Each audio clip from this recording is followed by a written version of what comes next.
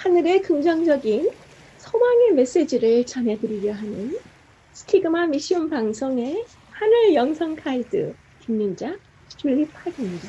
여러분 오늘 행복하고 감사한 하루 되세요. 고맙습니다.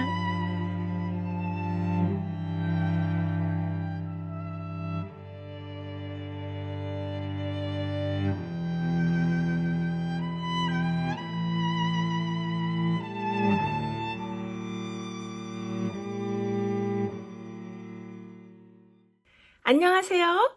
오늘은 제6과 예수 신실하신 제사장이란 제목으로 공부하시는 시간입니다. 지난 4과에서 히브리서 1장과 2장에 열거되었던 신성으로서의 하나님 그리스도와 인성을 가지신 예수 그리스도에 대해서 공부하셨고요. 또 5과에서는 이제 히브리서 3장과 4장을 중심으로 해서 지난주에 우리의 쉼과 안식이 되시는 하나님에 대해서 공부하셨습니다. 이제 오늘 제6과에서는 히브리서 5장과 7장의 내용을 주로 공부하실 예정입니다. 특별히 5장에서는 그 원래의 유대인 그 레위 지파의 제사장 직분의 기원과 또 역할, 목적 이런 것들을 먼저 공부하신 후에 히브리서 제7장에서 예수님께서 우리의 제사장이 되시고 대제사장이 되심으로써 어떤 역할을 하시고 예수님의 그러한 직분이 우리 모든 그리스도인들에게 어떤 영향을 미칠 것인가를 자세히 공부하시도록 하겠습니다. 히브리서 제6장은 이제 다음 과죠. 제7과에서 다뤄드릴 예정입니다. 그럼 이제 다 함께 6과의 진지한 내용을 시작하도록 하겠습니다. 네, 첫째 소재에서는 인간을 대표하는 제사장이란 제목으로 이제 첫 번째 주제가 흐르고 있는데요. 예수님께서는 완전하신 순종과 또 십자가를 기꺼이 지심으로써 우리의 제사장이 되실 자격을 갖추셨다고 결론적으로 말씀드리지만 일단 이 첫 번째 소재에서는 히브리서 5장 1절에서 4절에 나열되어 있는 이 지상에서의 그 제사장들, 유대인들의 그 제사장 직분의 어떤 역할이나 그 내용을 먼저 알아보도록 하겠습니다. 그러면 히브리서 5장 1절을 다 함께 보시도록 하겠습니다. 대제사장마다 사랑 가운데서 취한 자이므로 하나님께 속한 일에 사람을 위하여 예물과 속죄하는 제사를 드리게 하나니. 레위 제사장 직분의 기본적인 목적은 죄인과 하나님 사이에서 중재하는 것이었어요. 그래서 히브리서 저자는 대제사장이 되기 위한 세 가지의 간단하고 중대한 자격을 언급하고 있죠.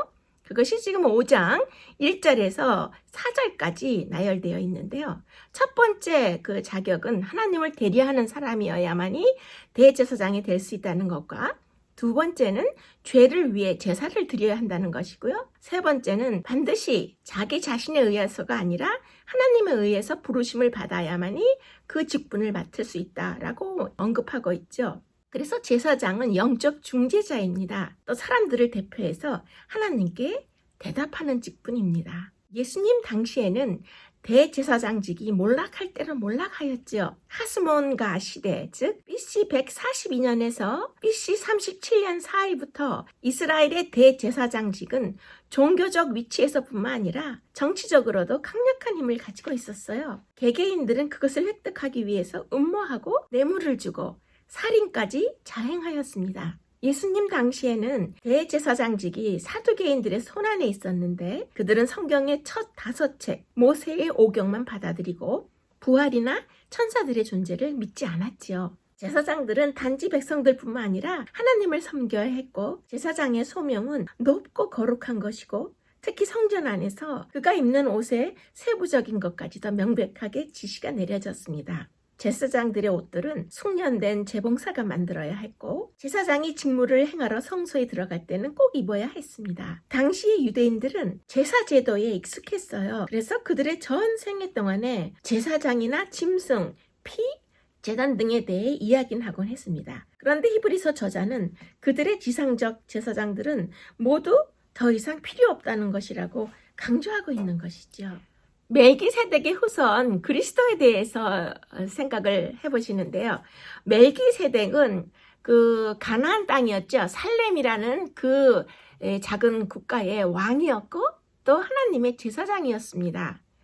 아브라함과 야곱의 후손이었던 그 레위 지파나 아론의 그 후손들의 그 서열과는 굉장히 다르지요. 그래서 비교가 불가능할 정도로 멜기세덱은 레위 지파보다는 우위에 있기 때문에 레위 지파가 아닌 유다 지파에서 탄생하신 예수 그리스도가 어떻게 제사장이 될 수 있느냐는 그 많은 시비를 걸고 또 많은 불만을 품었던 유대인들을 위한 경정의 교훈으로 멜기세덱의 후손 그리스도라는 언급이 나오는 것입니다. 그래서 아론 계통의 제사장직은 예수님의 크신 대제사장직에 훨씬 못 미쳤다는 것을 설명하기 위해서 히브리서에서 자세히 설명하고 있는 것입니다. 이제 히브리서 5장 10절을 다 함께 보시도록 하겠습니다. 하나님께 멜기세덱의 반차를 조춘 대사장이라 칭하심을 받았느니라. 아론은 레위 족속에서 뽑혀 하나님께 임명받은 반면에 예수님께서는 성육신하신 하나님이셨고 또 하나님 아버지와 함께 계신 분이셨죠. 아론은 여러 번의 제사를 드렸고 그 자신이 죄인이었으나 예수님께서는 완전하시고 영원한 제사장이셨습니다. 아론은 일시적인 도움을 제공한 반면 예수님께서는 단번에 영원한 구원을 주신 것입니다. 그러면 여기에서 멜기세덱의 특징을 잠깐 생각해 보시자면 아브라함 시대에는 멜기세덱은 조금 전에 말씀드린 대로 그 살렘이라는 나라의 왕이었고 또 제사장이었어요. 이와는 대조적으로 아론은 오직 제사장일 뿐이었죠. 구약 전체를 통틀어서 왕과 제사장 직분 이 두 가지를 겸비한 것은 멜기세덱 외에는 없습니다. 멜기세덱은 성경에 아버지나 어머니 또는 가족들에 대한 언급 없이 완전히 혼자 나타나죠. 그래서 멜기세덱 다음에는 계승자가 없다는 것이 또 세 번째 특징이기도 합니다. 그럼 이제 히브리서 5장 5절에서 10절을 보실 텐데요. 특별히 이 부분에는 이제 예수님께 각광을 비치고 있는 것을 알 수 있어요. 그러면 히브리서 5장 5절을 함께 보시겠습니다. 그리스도께서 대제사장 되심도 스스로 영광을 취하심이 아니요 오직 말씀하시니가 이르시되 너는 내 아들이니. 그리스도께서 아들이시기 때문에 대제사장으로 임명되실 수 있었던 것을 강조하는 성경절입니다. 예수님에 대한 하나님의 임명은 아론의 것과 비교해 볼 때에 두 경우 모두 하나님의 선포에 의해서 대제사장이 되었지만 예수님이 부르심을 받은 이 제사장직은 훨씬 더 많은 것을 요구하고 있죠. 아론과 그의 후손들이 결코 자격을 갖출 수 없는 어떤 것, 즉 하나님의 아들 되심이 바로 그것입니다. 그리스도만이 참 대제사장이시죠. 왜냐하면 그분 안에서만 신성과 인성이 결합되어 있기 때문입니다. 아론 계통의 대제사장들은 크신 대제사장, 마침내 나타나실 유일한 참 제사장이신 그리스도를 단지 희미하게 나타낼 뿐이었습니다. 그리스도는 사람이 되셨기 때문에 불갑을 우리와 연결되셔서 자비를 베푸시고 도우실 수 있었던 것입니다. 그럼 이제 히브리서 5장 8절을 보시면 그가 아들이시라도 받으신 고난으로 순종함을 배워서 라고 말씀하고 계시죠. 예수님의 고난과 십자가 위에서의 죽음은 그분의 제사장 사역을 위해 필수적인 것이었습니다. 우리의 크신 대제사장은 흠이 없으시므로 그가 드리는 희생제물, 즉 그분 자신은 완전한 희생제물이 되신 것입니다. 우리에게는 그러한 대제사장이 계시므로 하늘 성전의 문들이 활짝 열려서 우리를 환영하는 것입니다. 우주의 사령부는 우리를 위하여 더 이상 두려움이나 불확실함을 간직하고 있지 않습니다. 그래서 우리도 확신을 가지고 하나님의 면전 앞으로 나아갈 수 있는 것입니다. 네, 이제 첫째 소재의 묵상을 보시면 베드로전서 2장 9절에서 우리를 왕 같은 제사장들이라고 언급하고 있는데, 그럼 우리가 우리의 삶 속에서 예수님의 삶이 우리에게 무엇을 말하고 있나요? 라고 묻고 있어요. 그러면 베드로전서 2장 9절을 또 간단히 먼저 보시겠습니다. 너희는 왕 같은 제사장들이요. 베드로전서 2장 9절에서는 우리를 무엇보다도 왕 같은 제사장이라고 부르며 모든 신자들에게 우리가 다른 사람의 도움 없이 하나님의 보좌에 가까이 갈 수 있다는 것을 알려주고 있습니다. 우리에게는 하나님의 아들이신 예수라는 이름에 하나님이 임명하시고 또 하나님이 직접 기름을 부으신 영원한 대제사장이 계시기 때문입니다. 그러면 이제 예수님의 십자가의 모습과 인간의 모습을 대조해서 잠시 생각해 보도록 하겠습니다. 인자가 많은 고난을 받고 버림받아 죽임을 당하고. 마가복음 8장 31절입니다. 이 말씀은 예수님께서 이 땅에 오신 목적이 죽기 위해 오셨다고 제자들에게 누누이 말씀하셨던 그 내용입니다. 지금 보시는 마가복음에서는 8장과 9장 그리고 10장까지 이어서 3번이나 다가오는 예수님의 죽음을 상세히 언급하셨지만 제자들은 곧바로 다음과 같은 요청을 하고 있습니다. 그러면 마가복음 10장 35절을 보시겠습니다. 야고보와 요한이 주께 나와 여짜오되 선생님이여 무엇이든지 우리의 구하는 바를 우리에게 하여 주시기를 원하옵나이다. 정말 답답하구나.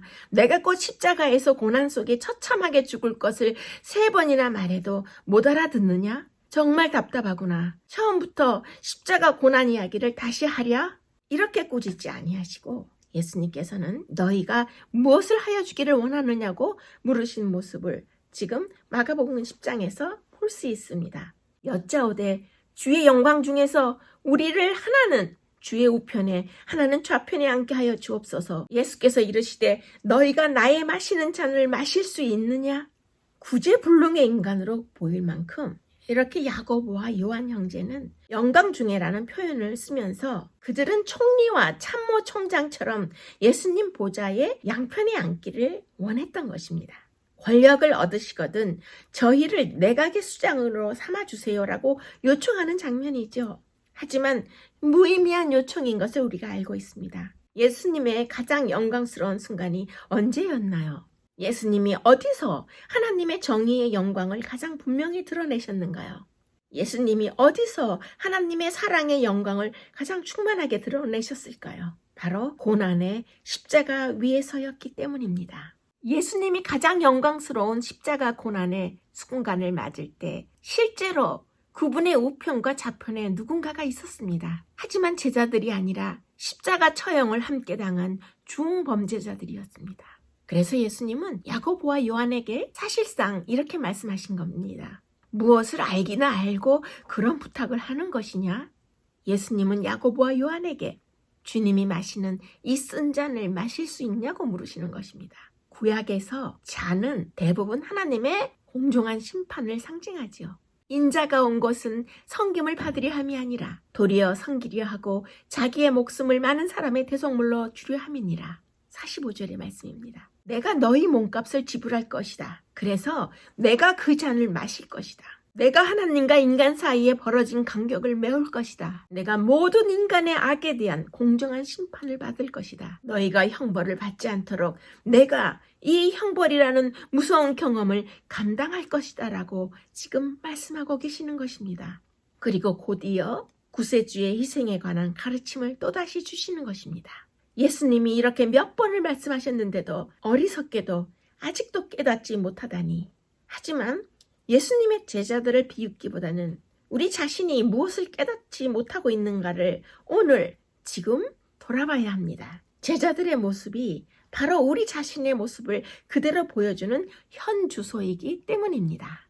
야고보와 요한의 반응을 볼 때에 인간이 십자가의 진정한 의미를 받아들이기는 참으로 어려운 것 같습니다. 이 점을 깨달으면 겸손을 향해 성큼 나아가게 됩니다. 교만은 진실을 보지 못하도록 우리 눈을 가리는데요. 교만의 가장 흔한 표현은 걱정인 것입니다. 하지만 끊임없는 걱정은 어디서 오는지 아십니까? 바로 우리 자신의 교만에서 오는 것입니다. 내 삶은 이러이러해야 하는데 하나님은 왜 이렇게 하시지 않을까? 내 자신이 하나님보다 더 잘한다고 생각할 때 우리의 걱정이 끊이지 않는 것입니다. 진정한 겸손이란 자기를 비판할 줄 아는 것이고 십자가는 우리 마음속에 이런 종류의 겸손을 심어주는 것입니다. 그래서 성경학자 리처드 헤이스는 그의 저명한 성경 강해서에서 마가복음의 이 부분을 잘 이해하게 되면 우리가 우리 자신의 교만을 버릴 수 있다고 말하고 있습니다. 그러면 이제 첫째 적용의 질문을 보시면 우리를 위한 제사장으로서 예수님께서 보여주신 모든 그 모습 중에서 우리가 닮기 위해 가장 노력해야 할 부분이 무엇인가요? 라고 묻고 있어요. 순종으로 가는 길을 위해 기도하신 예수님의 기도의 삶을 잠깐 조명해 드리도록 하겠습니다.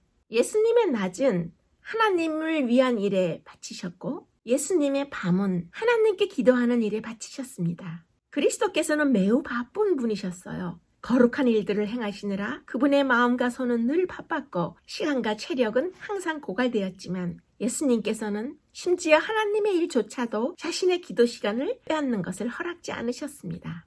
너무 바빠서 우리가 기도할 수 없다는 말은 그럴듯한 합리화로 들리지만 이런 식의 합리화는 결국 우리의 영혼을 죽일 뿐인 것입니다.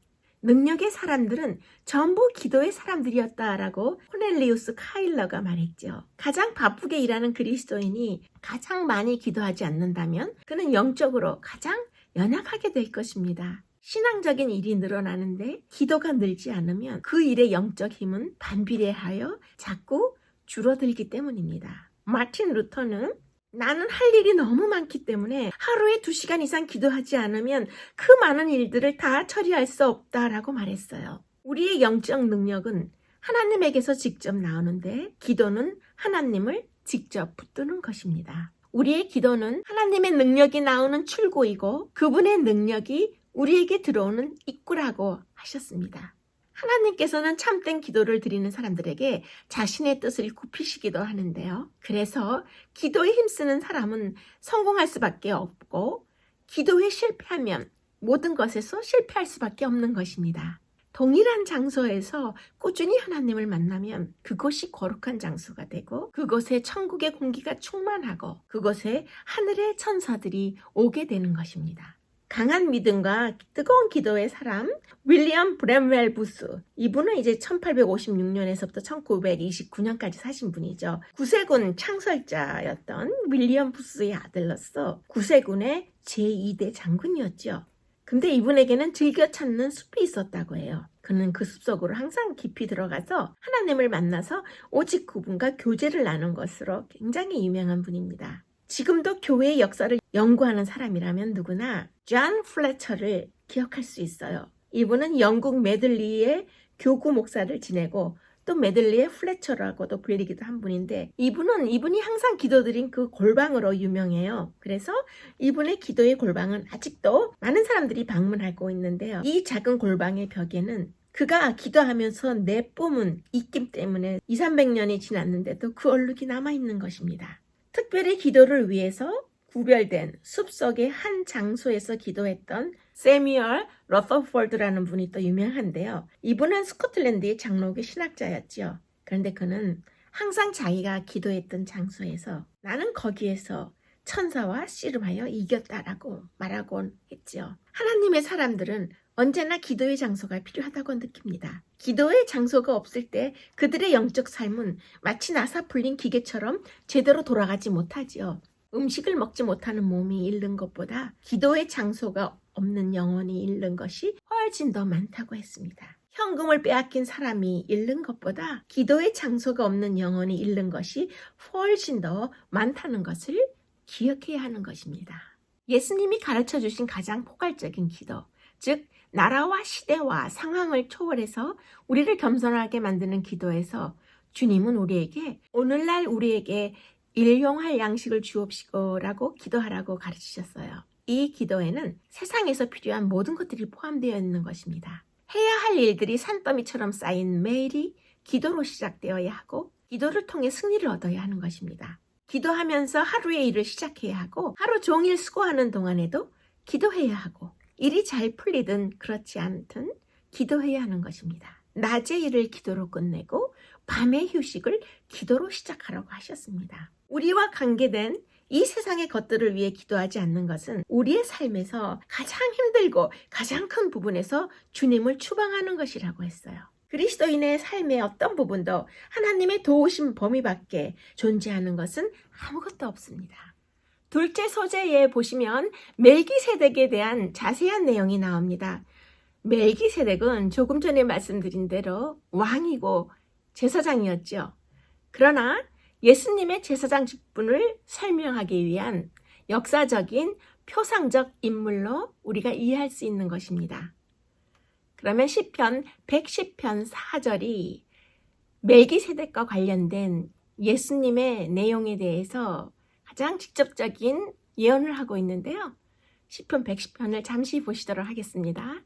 여호와는 맹세하고 변치 아니하시리라. 너는 멜기세덱의 반차를 조차 영원한 제사장이라 하셨도다. 히브리서 7장에서는 새 반차, 즉 서열이나 특징에 초점을 맞추는데요. 이 반차에 의해서 그리스도께서 대제사장이 되시죠. 지금 보시는 이 시편 110편 4절을 핵심절로 한 엄격한 분석과 함께 히브리서 저자는 옛 반차의 약점과 새로운 반차의 우월성을 드러내고 있습니다. 레위의 특성에 의하면 예수님은 제사장이 될 수 없었어요. 예수님께서 유다 지파에서 태어나셨기 때문인데요. 예수님은 출생에 의하여는 자격이 미달이셨죠. 그러나 지금 보시는 시편 110편 4절이 이제 토론의 중심이 되면서 새로운 제사장 서열의 등장에 대한 기대를 일으키는 구약의 예언이 됩니다. 예수님께서 제사장이 되실 수 있는 지배하는 법이 바뀔 것을 암시하는 말씀입니다. 그래서 시편 110편 4절은 히브리서 7장의 논의에 대한 성경적 근거를 제공할 뿐만 아니라 히브리서 전체를 함축하고 있습니다. 히브리서 저자는 시편 110편을 예수님의 대제사장 봉사에 대한 풍부한 신학적 자료로 보고 있는 것입니다. AD 1세기에 히브리서를 읽던 독자들은 인간의 족보에 매우 큰 비중을 두었어요. 왜냐하면 그들이 매우 잘 알고 있는 유대의 율법과 전통에서는 아론으로 거슬러 올라가는 완전한 족보를 갖고 있음을 입증할 수 없다면 어느 누구도 유대인의 제사장이 될 수 없었기 때문입니다. 그들에게 있어서 인간 제사장직의 족보에 대한 강조는 극도로 중요한 것이었어요. 히브리 그리스도인들은 제사장의 직무가 중심을 이루는 자기의 옛 종교로부터는 떠났지만 그래도 그들 중 일부는 예전의 방식으로 되돌아가기를 몹시 원했을 거예요. 그래서 히브리서 기자는 돌아가지 말라. 너희는 그리스도 안에서 훨씬 더 크고 나은 것을 가졌다라고 호소하는 것입니다.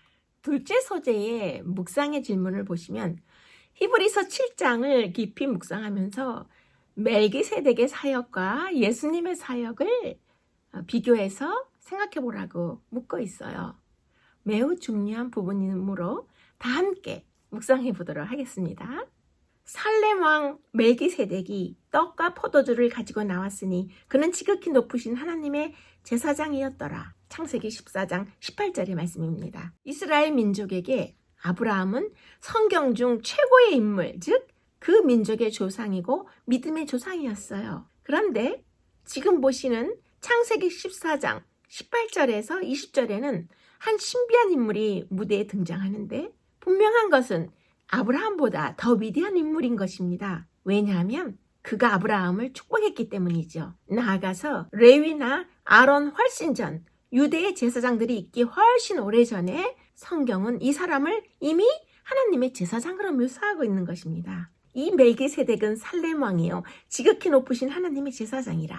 7장 1절의 말씀입니다. 그러면 7장에서 이제 멜기세덱에 대한 그 자세한 언급이 나오죠. 멜기세덱은 살렘의 왕으로 오늘날 우리가 예루살렘이라고 알고 있는 지역을 다스렸습니다. 멜기세덱은 동시에 지극히 높으신 하나님의 제사장이었고 아브라함은 그와 동시대 인물 중에 하나인 것이죠. 성경에는 멜기세덱의 탄생이나 그의 부모 혹은 그의 족보와 죽음에 대해서 기록이 일체 없어요. 그래서 이 사람은 매우 독특한 사람인 것을 알 수 있습니다. 이 사람 멜기세덱의 어떻게 높은 것을 생각하라. 조상 아브라함이 좋은 것으로 10분의 1을 저에게 주었느니라. 7장 4절의 말씀이죠. 그는 아브라함보다 위대했을 뿐만 아니라 레위보다도 위대했어요. 그러므로 멜기세덱의 반차가 레위의 반차보다 더 위대하다는 것이 암시되어 있는 것입니다. 히브리서 7장 4절부터 10절까지는 멜기세덱의 위대성을 제시하고 있죠. 아브라함에 대한 그의 우월성을 증명하는 것인데요. 아브라함이 전쟁에서 승리해서 탈취한 그 물품을 그에게 11조로 주었고 멜기세덱은 아브라함을 축복하였던 것입니다. 히브리서의 논증을 볼 때에 멜기세덱이 레위보다 더 위대하다는 것을 나타내 보일 수 있게 하는데요. 그 이유는 11조를 받도록 지정된 레위 사람들의 조상 아브라함이 멜기세덱에게 11조를 바쳤기 때문입니다. 구약의 법에 의하면 예수님은 제사장직 자격을 갖추지 못하셨지만 내가 영원히 멜기세덱의 반차를 줬는 제사장이라 하였도다 라고 17절에 말씀하신 것처럼 이 말씀에 의해 유대 지파에서 태어나신 예수님이지만 옛 제도와 구조를 바꾸는 하나님의 선언에 의해서 제사장이 되신 것입니다. 조금 딱딱하고 어려워 보이지만 그래도 여러분들 잘 이해하고 계시죠?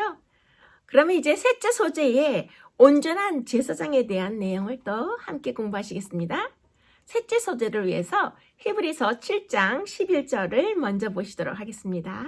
레위 계통의 제사 직분으로 온전함을 얻을 수 있었으면 어찌하여 아론의 반차를 따르지 않고 멜기세덱의 반차를 따라가는 별다른 한 제사장을 세울 필요가 있느냐. 제사장들은 하나님과 인간 사이의 중재자들이지만 레위 계통의 제사장과 그들이 드린 제사의 기능은 일시적이었고 상징적이었습니다. 하나님께서는 그들의 사역을 통해 사람들의 믿음을 세상 죄를 지고 가는 하나님의 어린 양 되시는 예수님의 다가오는 사역에 두기를 원하셨던 것입니다. 히브리서 7장에는 그 11절과 25절에 특별히 온전함으로라는 단어를 쓰고 있는데 우리가 이 부분에 잠시 주의를 조금 기울이시면 우리에게 유익한 교훈을 얻을 수 있을 것 같습니다.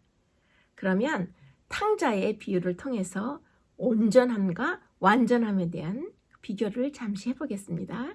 탕자의 이야기에서 탕자가 아버지께 유산을 물려달라고 요구하죠. 고대의 법에 의하면 유산과 재산은 엄격하게 다른 것이었어요. 유산은 죽었을 때만 남길 수 있는 것을 유산이라고 했고 재산은 살아있을 때 남기는 것을 재산이라고 했어요.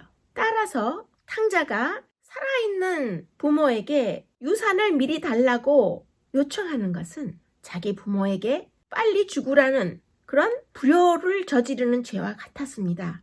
그래서 살아있는 부모에게 유산을 요구하는 것은 그 당시에 중범죄로 여겨져서 돌로 쳐서 죽임을 당할 만큼 큰 죄이었던 것입니다. 자기 아버지께 유산을 미리 물려달라고 했던 탕자는 이미 완전해질 수 없는 큰 죄를 범한 거예요. 그러나 회개하고 종의 모습으로, 종의 신분으로 다시 돌아와서 용서를 구하는 그 아들 탕자는 온전함이 가능해졌던 것입니다. 완전할 수 없는 상황에서 예수님께서 온전할 수 있는 그런 사랑과 용서를 베푸셨을 때 탕자의 아버지가 그 아들을 받아들인 것처럼 우리가 회개하고 예수님께 돌아올 때 온전함으로 다시 돌아올 수 있는 것입니다. 제사 직분이 변역한 즉 율법도 반드시 변역하리니 히브리서 7장 12절의 말씀인데요. 여기서 변역이라는 단어는 change, 변경이란 뜻이죠. 그래서 히브리서 7장 13절 14절에서 바로 이어서 예수님께서는 유다 지파로부터 나셨기 때문에 이 법이 예수님께서 레위 계통의 제사장이 되는 것을 금지했다고 설명하지만 히브리서는 예수님을 제사장으로 임명하신 것은 하나님께서 제사장직에 대한 율법을 변경, 즉 변역하신 것이라고 주장하고 있는 것입니다. 히브리서를 충분히 이해했던 1세기 초에 그 초대교회 성도가 그의 이웃인 로마 군인 장교 사이에 다음과 같은 대화가 오갔습니다. 로마 군인이 말하죠. 듣자 하니 당신이 크리스찬 종교인이라면서요. 그런데 당신 종교의 성전과 성지는 어디에 있나요? 그러자 그 크리스찬이 대답합니다. 네, 성전은 따로 없어요. 예수님이 우리의 성전이시지요. 성전이 없다고요? 그러면 제사장은 어디서 제사를 지내나요? 그러자 그 크리스찬이 다시 대답합니다. 네, 하나님과 우리 사이를 중재하는 제사장은 이제 우리에게 따로 없어요. 예수님이 우리의 제사장이거든요. 그러자 그 로마 군인이 다시 묻습니다. 제사장이 없다고요? 그러면 희생제물은 어디서 드리나요? 희생제물을 드려야 하나님의 은혜를 입을 수 있는 거 아닌가요? 네, 희생제물은 이제 필요 없어요. 예수님이 우리의 희생제물이시니까요. 그랬더니 그 로마 장교는 아니 뭐 이런 종교가 다 있지? 라고 말하고 툴툴거리고 그 자리를 떠났다고 합니다. 이런 대화의 장면이 1세기의 로마 시민과 그리스도인 사이에 종종 노출되었던 기록이 있는데요. 정말 맞는 말입니다. 기독교는 종교가 아닙니다. 기독교는 예수님이 우리의 성전이시고 예수님이 우리의 제사장이시고 예수님 자신이 우리의 희생 제물인 것을 보여주는 하나님의 복음일 뿐입니다. 그러면 이제 넷째 소재를 다뤄드리기 전에 다섯째 소재를 잠시 먼저 다뤄드리도록 하겠습니다. 다섯째 소재에서는 이제 죄 없는 제사장이란 내용이 나오죠. 이번 육과의 기억절, 주제 성경절인 히브리서 7장 26절을 함께 잠시 보시도록 하겠습니다. 이러한 대제사장은 우리에게 합당하니 거룩하고 악이 없고 더러움이 없고 죄인에게서 떠나 계시고 하늘보다 높이 되신 자라. 여기에서 합당하다는 그 단어가 눈에 띄는데요. 그리스도께서 합당하신 분이라고 말씀하시는 것은 우리를 위해 모든 것을 하실 수 있는 유일하신 분, 하나님으로서의 그리스도를 말하는 것을 합당하다라는 단어로 표현할 수 있는 것입니다. 그래서 다섯째 소재에서는 예수님의 5가지 특징을 이 성경절에서 논하고 있죠. 거룩하시고 악이 없으시고 더러움이 없으시고 죄인에게서 떠나 계시고 하늘보다 높이 계신 분, 이렇게 이 5가지 특징이 바로 예수님의 제사장으로서 죄 없는 모습의 특징이라고 할 수 있겠습니다. 그리스도는 우리의 대제사장으로서 영원히 활동하시는데 그분은 현재 하늘에서 유일하게 인간의 형태를 띈 분이시며 우리가 모든 필요를 가지고 하나님께 나올 때 하나님 앞에서 우리를 대신하고 계시는 것입니다. 네, 그러면 넷째 소재의 영원한 제사장이란 내용에서 특별히 이 부분에서는 그리스도께서 새 제사장 직분을 맡으셨을 때 그 우월성을 강조하고 있어요. 4가지의 우월성이 히브리서 7장의 마지막 부분이죠. 20절에서 28절 사이에 4가지 특성을 말하고 있는데요. 간단히 정리해 보도록 하겠습니다. 예수는 더 좋은 언약의 보증이 되셨느니라. 22절의 말씀인데요. 여기에서 새 제사장 직분을 맡으신 예수님의 우월성 첫 번째 그 특성이 나오죠. 그리스도께서 하나님의 맹세, 즉 시편 110편 4절로 제사장이 되셨는데 반면에 레위의 제사장들은 우연히 특별한 지파에 출생함으로 인해서 단순히 그 직분을 받았던 것입니다. 그럼 이제 히브리서 7장 24절에서 25절 말씀을 보시겠습니다. 예수는 영원히 계심으로 그가 항상 살아서 저희를 위하여 간구하심이니라. 24절과 25절에서는 그리스도께서 새 제사장 직분을 맡으셨을 때 그 우월성 두 번째의 특성이 나오는데요. 예수님께서 영원히 사시기 때문에 그는 영원한 제사장직을 가지고 계시는 것입니다. 많은 레위 계통의 제사장들 대신에 이제 우리는 한 제사장을 모시고 있는 것입니다. 그래서 우리가 신약을 읽고 매 페이지를 통해서 박동하는 새 생명, 새 보증과 새 소망의 고동소리를 듣게 되는 것입니다. 한 구세주, 한 주님, 한 제사장, 히브리서 7장이 확증하는 것이 바로 이 내용인데요. 그리스도의 봉사는 하늘 궁정에서 결코 그침이 없이 계속되고 언제나 우리를 위해 중보하고 계시는 것입니다. 그러면 이제 26절을 이어서 보시겠습니다. 이러한 대제사장은 거룩하고 악이 없고 더러움이 없고 죄인에게서 떠나 계시고 하늘보다 높이 되신 자라. 네, 이것이 이제 세 번째 우월성인데요. 우리의 크신 대제사장은 죄 문제에 대한 해결책을 제공하시는데 레위 자손의 대제사장들은 백성들을 위해서뿐만 아니라 죄인이었던 자기 자신들을 위해서도 희생 제물을 드려야 했지만 죄가 전혀 없으신 그리스도께서는 온전하신 대제사장이 되실 수 있었던 것입니다. 그러면 이제 히브리서 7장 28절에서 그리스도의 대제사장 되심의 우월성, 그 네 번째 모습이 나옵니다. 율법은 약점을 가진 사람들을 제사장으로 세웠거니와 율법 위에 하신 맹세의 말씀은 영원히 온전케 되신 아들을 세우셨느니라. 마지막으로 히브리서 7장이 이 절정의 말씀으로서 새 제사장직의 선두에 완전케 되신 하나님의 아들이 서 계심을 확증하는 내용입니다. 레위 지파의 서열은 그것의 가장 순결한 상태에서라 할지라도 이 목표에 결코 도달할 수가 없었죠. 하나님의 아들이라는 말은 히브리서 1장을 연구하면서 우리가 보았듯이 완전한 신성의 무게에 그 중점을 두고 있음을 알 수 있습니다. 네, 이제는 오늘 공부하시는 부분의 이제 마지막 부분으로서 조금 특별한 내용을 다루어 드리려고 해요.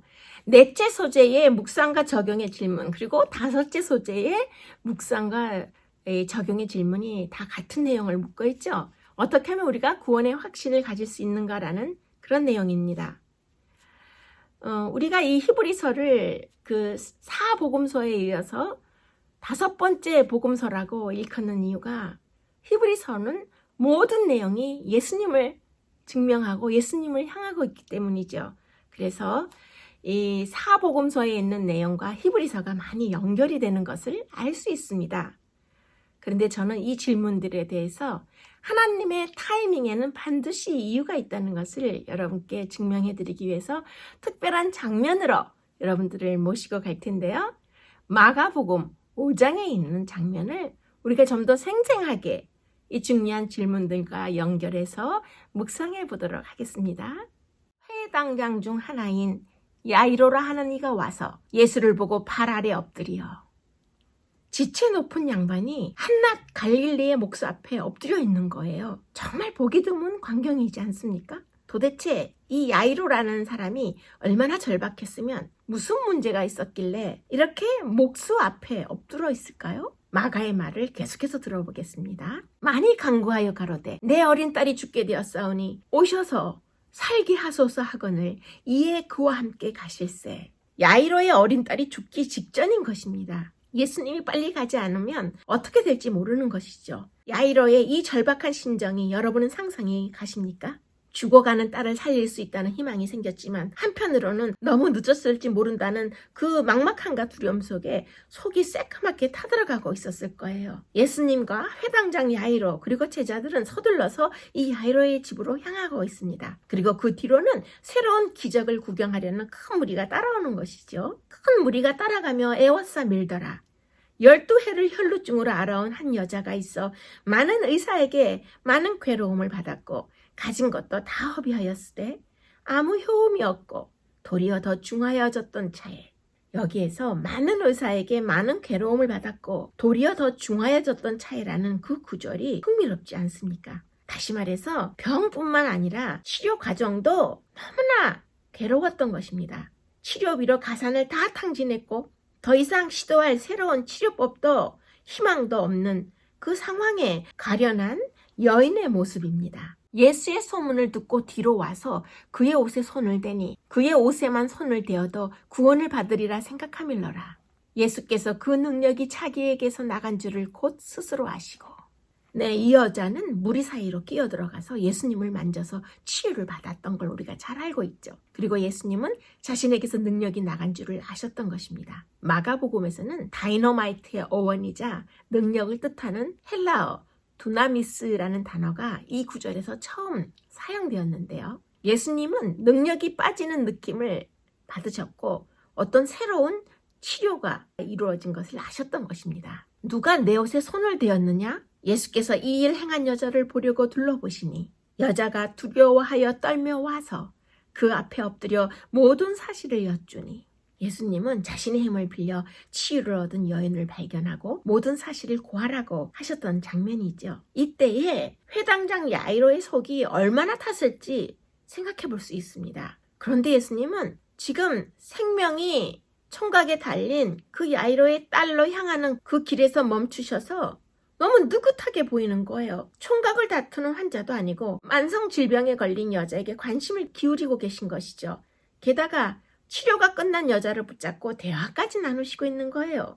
해도 너무하다. 완전히 불합리하다. 명백한 의료 과실이다. 라고 생각할 만하죠. 야이로와 제자들의 머릿속에 어떤 생각이 흘렀을지는 안 봐도 훤하죠. 예수님, 서두르지 않으면 늦어요. 여자아이가 숨이 넘어가기 직전이라고요. 예수님, 서두르세요.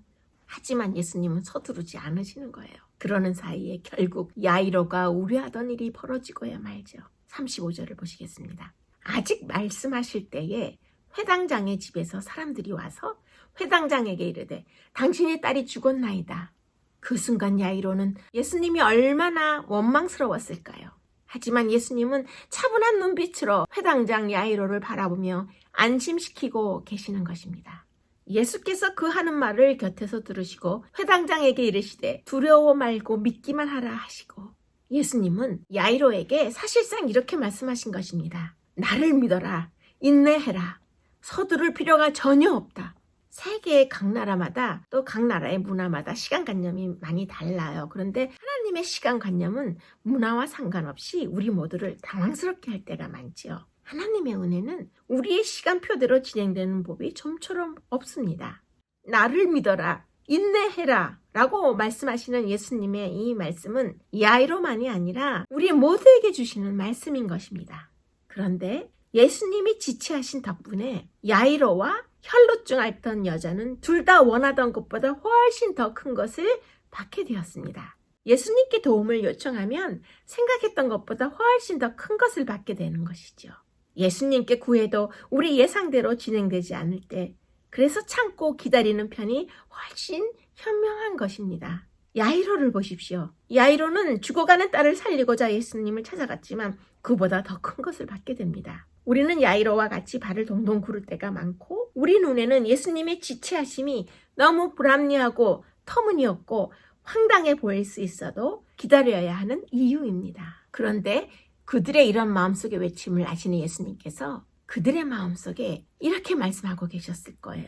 내가 풍랑을 잠재운 사건을 통해 풍랑 가운데에도 나의 은혜와 사랑이 충만하다는 사실을 보여주지 않았느냐. 그런데 이해할 수 없는 기다림 속에도 내 은혜와 사랑은 여전하다는 사실을 왜 모르느냐. 여러분, 예수님은 우리를 사랑하는데 지체하시는 게 아닙니다. 예수님은 우리를 사랑하시기 때문에 지체하시는 것입니다. 내가 다 알아서 하마. 내 시간표를 너의 시간표에 맞추려고 하면 나의 사랑을 의심할 수밖에 없다라고 말씀하시는 예수님은 의도적으로 서두르시지 않는 것입니다. 네, 그러면 이제 이 사건의 클라이맥스로 가보겠습니다. 더욱 흥미진진해지는 것을 느낄 수 있는데요. 이 소녀가 죽었는데도 예수님은 소녀의 아비 야이로 회당장에게 내가 지금 가고 있다라고 말씀하시고 발걸음을 옮기시는 것입니다. 회당장의 집에 함께 가사 너희가 어찌하여 떠들며 오느냐. 이 아이가 죽은 것이 아니라 잔다 하시니 저들이 비웃더라. 예수님의 일행이 마침내 야이로의 집에 도착했을 때는 온 집안에 곡소리가 가득했습니다. 예수님이 소녀가 잠들었다고 하시자 다들 코웃음을 쳤습니다. 뻔히 죽은 사람을 보고 잠을 잔다고 하시니 너무나 황당했을 것입니다. 그런데 여기에서 이야기는 계속됩니다. 예수께서 그들을 다 내보내신 후에 그 아이의 손을 잡고 이르시되 달리다 굼 하시니 소녀야 일어나라 하심이라. 소녀가 곧 일어나서 걸으니 당연히 사람들은 놀랄 수밖에 없었습니다. 야이로는 자기 딸의 열병을 치료하기 위해 예수님을 모시러 간 것인데 이제 이미 죽어있는 죽은 딸의 소생을 체험하게 된 것입니다. 예수님께 도움을 요청하면 이렇게 생각했던 것보다 훨씬 큰 것을 받게 된다는 것을 야이로가 체험한 것입니다. 우리 모두는 예수님께 도움을 요청하면 생각했던 것보다 훨씬 큰 것을 내어드려야 하죠. 야이로는 예수님이 오셔서 딸 아이를 치료하실 수 있다는 믿음만 있으면 되는 줄 알았습니다. 그런데 예수님은 더 큰 믿음을 요구하셨던 것입니다. 딸이 이미 죽은 상황에서도 예수님은 야이로의 눈을 똑바로 쳐다보며 믿으라고 말씀하셨어요. 이것은 예상했던 것보다 훨씬 더 큰 믿음의 시험이었고 믿음의 선물이었습니다. 그럼 여기에서 달리다굼의 설명을 잠시 해드리자면 소녀라는 뜻의 탈리타, 달리다라고 써있죠? 그렇게 발음을 우리 한국어로 하고 있는데요. 하지만 달리다를 소녀로 해석하면 분위기가 살지 않아요. 탈리타라는 이 정이 듬뿍 담긴 애칭은 엄마가 딸을 부르는 애칭입니다. 그래서 얘야라고 번역하는 것이 맞죠. 두 번째 마디에서 일어나라를 뜻하는 쿰이라는 이 단어는 다시 살아나라가 아니라 일어나라. 마치 부모가 밝은 아침에 딸을 흔들어 깨우는 분위기입니다. 예수님이 침대맡에 앉아서 소녀의 손을 잡고 말씀하시죠. 얘야, 이제 일어나야지. 그러자 소녀가 기지개를 펴며 일어납니다. 예수님은 인류의 가장 거칠고 가장 가혹한 죽음을 이렇게 대하셨던 것입니다. 얘야, 일어나렴. 내가 너의 손을 잡고 있으니 죽음은 그저 잠일 뿐이다. 우리가 미래의 부활의 순간에 하늘의 별을 다신 우주의 주인께서 이렇게 우리 손을 잡고 말씀하실 것입니다. 얘야, 이제 일어나야지. 그 음성을 우리 모두 듣게 될 것입니다. 그럼 이제 다시 이번에는 병든 여자를 보겠습니다. 그 여자는 고침을 받고자 예수님을 찾아왔죠. 그 여자는 그저 예수님을 만지고 나서 서둘러서 도망갈 생각이었어요. 하지만 예수님은 그 여자를 그냥 놔두지 않고 사람들 앞에 서게 했죠. 그 여자에게는 굉장히 곤혹스러운 상황이었다는 것을 여기에서 우리가 기억할 필요가 있습니다. 이 여인이 앓던 혈류병은 종교의식상 매우 부정하게 취급을 받던 병이었습니다. 따라서 혈루병 환자가 공공장소에서 랍비를 만지는 것은 금기를 깨트리는 행위였죠. 그러니 누구인지 찾으시는 예수님의 요구는 이 여인에게 너무 무섭게 들렸을 거예요. 그런데 왜 예수님은 그녀를 사람들 앞에 서게 했을까요? 그것은 그럴 필요가 있었기 때문입니다. 이 여인은 예수님의 능력은 믿고 있었지만 다소 미신적으로 이해하고 있었지요. 이 여자는 예수님을 만지기만 하면 나을 줄로 생각했어요. 그래서 예수님은 이 여자가 자신을 밝히게 한 다음 아니다, 너를 구한 것은 믿음이다 라며 그 오해를 바로 잡아주셨던 것입니다.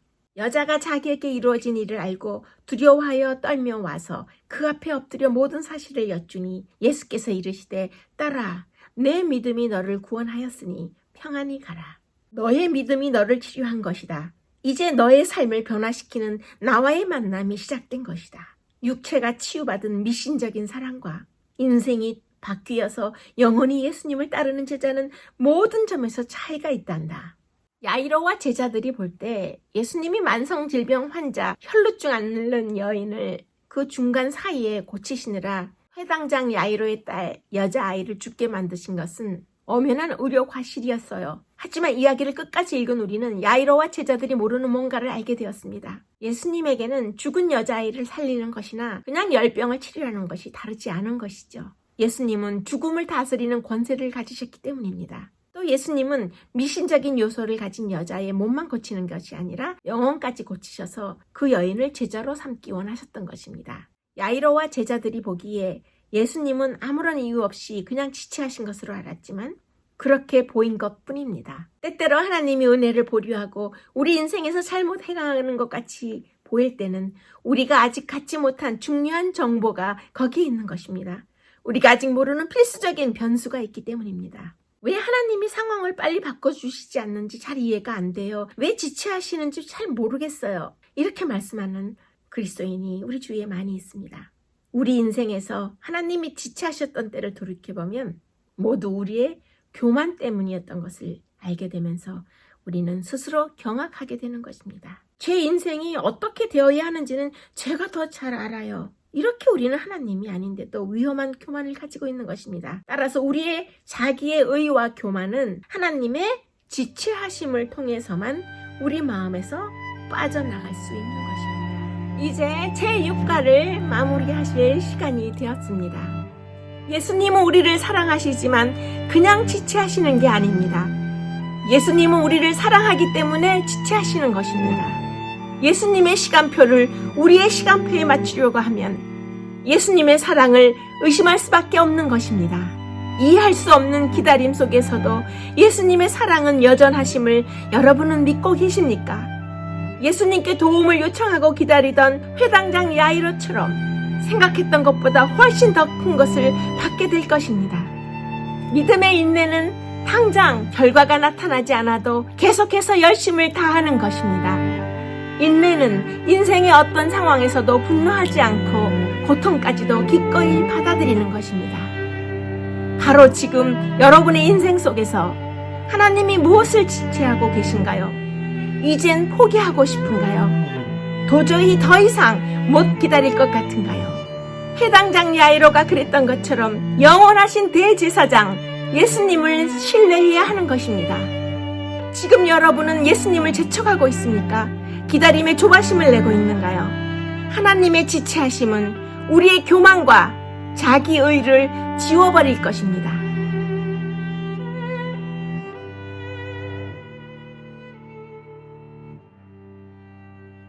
다음 주에 제7과에서 새로운 내용으로 다시 찾아뵙겠습니다.